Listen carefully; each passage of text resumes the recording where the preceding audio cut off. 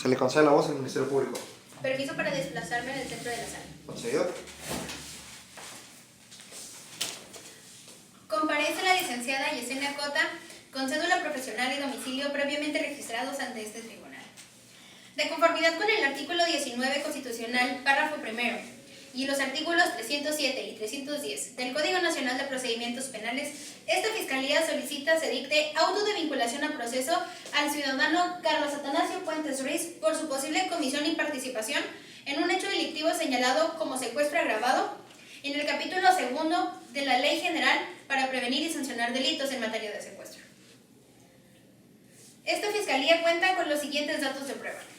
Número 1. El informe policíaco realizado por el teniente Armando Buitrago, mismo que señala que el día 22 de mayo de 2012, a la 1:20 am, se recibió una llamada telefónica de parte del señor Martín Casas, quien afirma minutos antes haber sido testigo del secuestro de su esposa, ya que una camioneta de color gris sin placas se interpuso en el paso del vehículo Mazda Sai color guinda de placas FGG 980, obligándolos a bajar del vehículo, encañonándolos y mediante la fuerza obligando a la señora Patricia Venegas a subir a la camioneta de color gris. Al llegar al lugar de los hechos, el teniente Armando Buitrago realizó la investigación pertinente, encontrando en la puerta delantera derecha una huella dactilar que posteriormente recolectó y embaló para su análisis. Asimismo, encontrando 2 casquillos de bala pertenecientes a un arma de 9 milímetros, posteriormente encontrada en la casa allanada. Dato de prueba número 2. Declaración del señor Martín Casas, esposo de la víctima.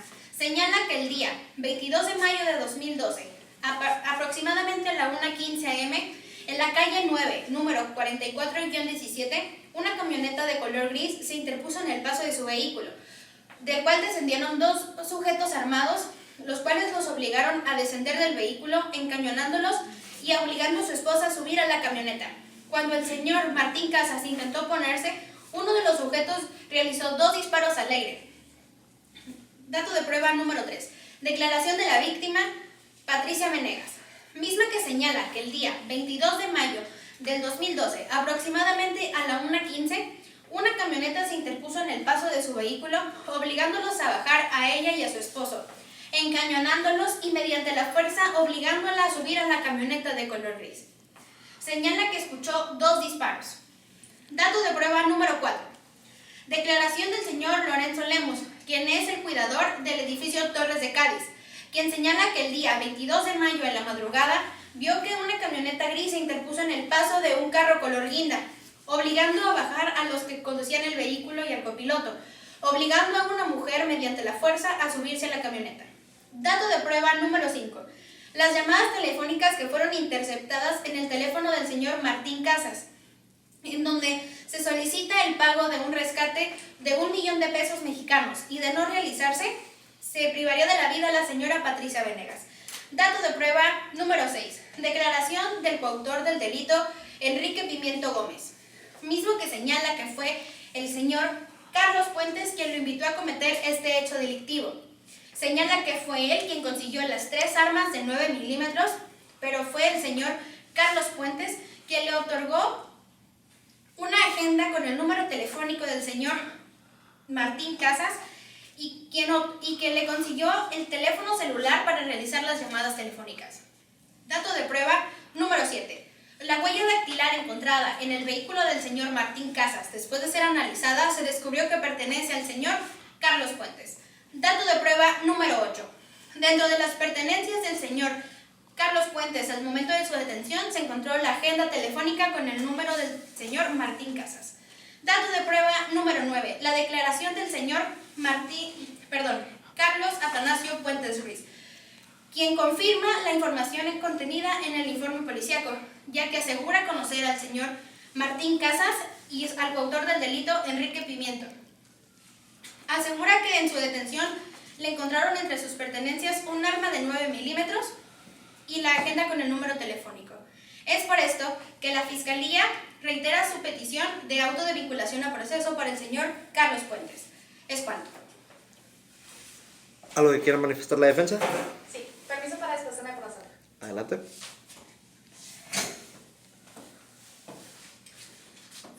Comparece la licenciada en Derecho Nicole Luna con cédula profesional y dirección previamente registradas ante este tribunal. En respuesta a la solicitud previamente hecha por la Fiscalía y con fundamento en el artículo 316, fracción tercera y 319 del Código Nacional de Procedimientos Penales, así como el artículo 20, apartado B, fracción tercera de la Constitución Política de los Estados Unidos Mexicanos, solicito que se dicte auto de no vinculación a proceso para el señor Carlos Puentes, ya que no se consideran los requisitos para acreditar la participación en el hecho delictivo. Al no contar con los requisitos que establece el artículo 19, párrafo primero de la Constitución Política de los Estados Unidos Mexicanos, en virtud de la testimonial dada por el señor Eduardo Santos, quien dice que al momento del secuestro, el señor Carlos Puentes se encontraba laborando con un horario de 10 p.m. a 12 p.m., cubriendo 2 horas de trabajo que le correspondían al señor Enrique Pimienta. Esto se corrobora con la declaración dada al momento de la detención del señor Carlos Puentes, quien dice haber trabajado esas 2 horas de trabajo por un total de 600 pesos mexicanos, el cual se le pagó por remuneración por parte del señor Enrique Pimienta. Se fortalece con la declaración dada por el señor Casas al momento de que el secuestro sucedió. Había 2 sujetos, él solo pudo reconocer a uno, el cual es el señor Enrique Pimiento, quien realizó 2 detonaciones de arma de fuego. Sin embargo, el otro sujeto, quien subía a su esposa a la camioneta, no pudo ser reconocido. A su vez, también su esposa en su declaración dice no reconocer a ninguno de los 2 tipos. Asimismo, la declaración dada por el senador de la Torre de Cádiz, el señor Lorenzo Lemus, dice que él no pudo ver a ninguno de los 2 sujetos, sin embargo, él solamente escuchó los 2 disparos de la detonación de arma de fuego. Máxime, de acuerdo con las pruebas de la investigación recaudada por la investigadora María Jaramillo, quien hizo una investigación acerca de la iluminación en el lugar de los hechos, ella dice que hubo iluminación basta como para identificar a los 2 sujetos, ya que ellos no contaban con nada que les cubriera el rostro ni las marcas en específicas. Tomando en cuenta la declaración dada por el señor Enrique Pimiento a la Fiscalía, se puede tomar en cuenta que el señor Pimiento dice que el autor intelectual es mi defendido, el señor Carlos Puentes. Sin embargo, se debe considerar que al momento de esta declaración él tenía el conocimiento de que iba a recibir un beneficio por tal declaración.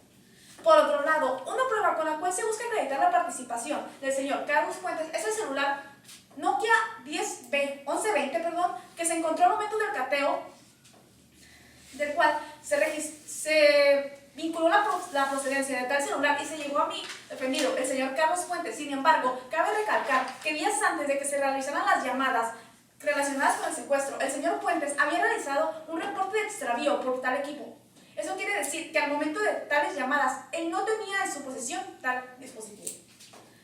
Argumentando la experiencia y el arduo trabajo del teniente Armando Buitrago, cabe recalcar que la investigadora María Jaramillo realizó una exhaustiva investigación, llegando a la conclusión que en el expediente del teniente Armando Buitrago se encontró una sanción en el año 2009 por la negligencia al momento de la recolección de pruebas, lo cual cabe decir que se debe tomar en consideración al utilizarla en la carpeta de investigación que tiene la Fiscalía.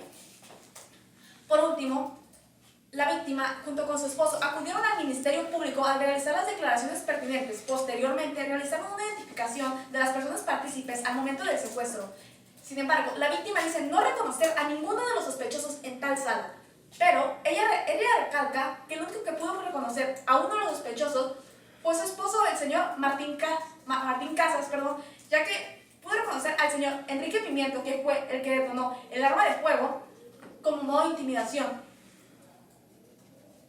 Y dice haber reconocido a otra persona, pero no la relaciona en ningún momento con tal secuestro, ya que dice que solo al señor Carlos Fuentes se le reconoce por ser el simple mecánico que lo ayudó.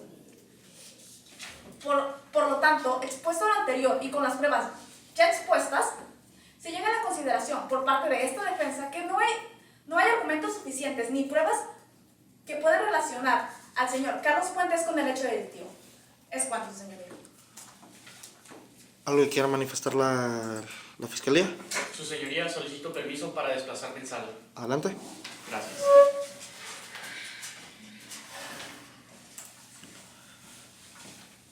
Su señoría, comparece ante usted agente del Ministerio Público Aguilar Ochoa, con domicilio y cédula profesional ya registradas anteriormente en este tribunal.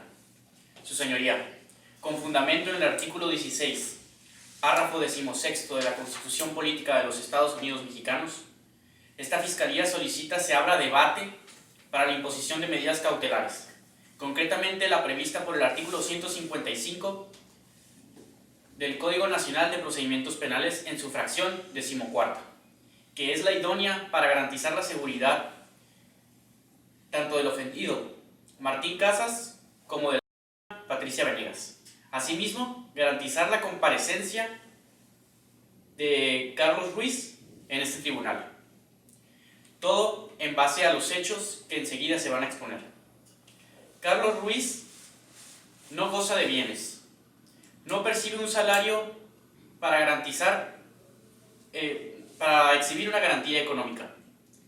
Asimismo, no está arraigado en la localidad de Querétaro, pues no tiene hijos, no tiene familia y no tiene esposa en dicha localidad. Y lo que es más importante, tiempo después de que su colaborador, Enrique Pimiento, testificara en contra de él, la Agencia de Investigación Criminal informó el 17 de junio de 2012 que Carlos Ruiz se encontraba en la terminal de autobuses, razón por la cual el Ministerio Público tuvo que ordenar la detención urgente en base al artículo 16, párrafo 6 de la Constitución Política de los Estados Unidos Mexicanos. En dicha terminal se le detuvo a las 17 horas de ese mismo día. Estaba tratando de evadirse de la justicia, intentando abordar un autobús con rumbo a Chichimequillas, lugar donde vive su hermana.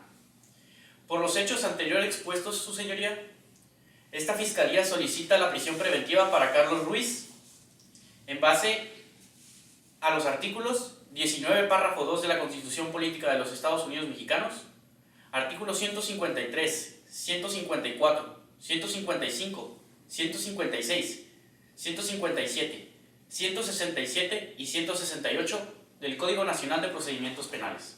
Es cuanto, su señoría. ¿Algo que quiera manifestar la defensa? Su señoría, permiso para desplazar en sala. Adelante. Comparece defensor particular con nombre Carolina Magdaleno, con cédula profesional previamente establecida en la administración de este juzgado y con domicilio para oír y recibir todo tipo de notificaciones previamente establecidas en el juzgado. Su señoría, en relación con los argumentos proporcionados por parte de la Fiscalía, esta defensa considera que la solicitud de las medidas cautelares expuestas por la Fiscalía son excesivas para el imputado, atendiendo lo establecido en el artículo 156 del Código Nacional de Procedimientos Penales, en proporción a las medidas cautelares que deben existir en la imposición de las medidas propuestas para el hecho que señala como delito.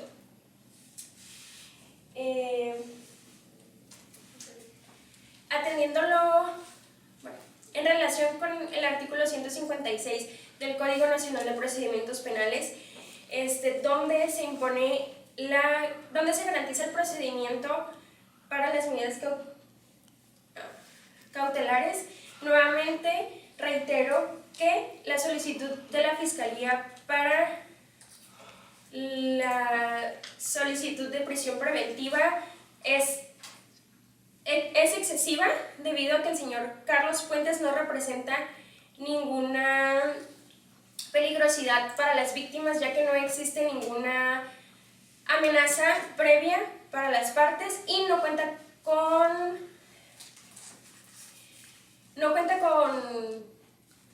antecedentes penales.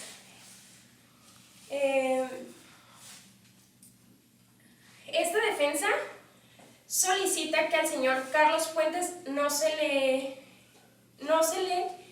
impugne la resolución de prisión preventiva debido a que el suscrito cuenta con un trabajo fijo en el taller automotor limitado y con domicilio fijo en la calle 56, número 24-30, en el estado de Querétaro.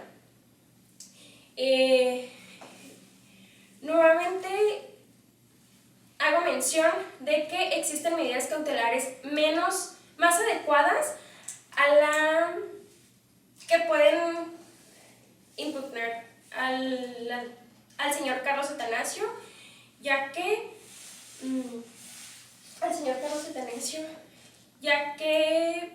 pues existen medidas cautelares más adecuadas, como lo son las que solicita esta defensa, que el señor Carlos Atanasio Puentes Ruiz se presente periódicamente ante la unidad de medidas cautelares, esto establecido en el artículo 155, fracción primera del Código Nacional de Procedimientos Penales. Por mi parte, es cuanto, su señoría.